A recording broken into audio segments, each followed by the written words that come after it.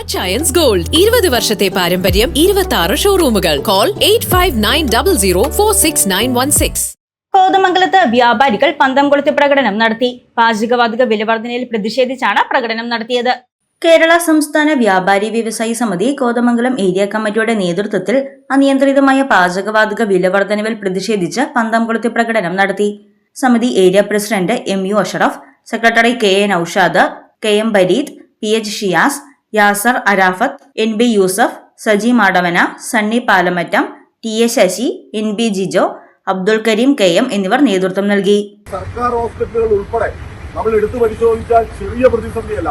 ജനങ്ങൾ ആഹാരം കഴിക്കാൻ കഴിയാത്ത ഒരു സാഹചര്യത്തിലേക്ക് നമ്മുടെ നാട് മാറുകയാണ്. തീർച്ചയായിട്ടും നമ്മുടെ അടുക്കളകളിൽ പോലും ഈ ഗ്യാസിന്റെ പ്രതിസന്ധി അത്തരത്തിൽ വന്നു പതിച്ചിട്ടുണ്ടെന്ന കാര്യത്തിൽ യാതൊരു തർക്കവുമില്ല. പല വീടുകളിലും ഗ്യാസിന്റെ പ്രതിസന്ധി അത്തരത്തിൽ രൂപപ്പെടുകയാണ്. അപ്പൊ വീടിനകത്ത് മാത്രമല്ല, നാട്ടിലെ പൊതു സമൂഹത്തെ ആകെ ബാധിക്കുന്ന, നമ്മൾ വ്യാപാരി വ്യവസായ സമിതി എന്ന നിലയ്ക്ക് സമരം നടത്തുമ്പോൾ ഈ നാടിനെ ആകെ ബാധിക്കുന്ന ഒരു പ്രതിസന്ധിയാണ് പാചകവാതക സിലിണ്ടർ ലഭ്യമാകാതെ വരികയും അതിന് അമിതമായ വിലക്കയറ്റം അത്തരത്തിൽ ഉണ്ടാവുകയും ചെയ്യുമ്പോൾ നമുക്കറിയാം, ചെറിയ രീതിയിലാണെങ്കിലും വില വർധനവ് സമൂഹത്തിലാകെ ഉണ്ടാകും.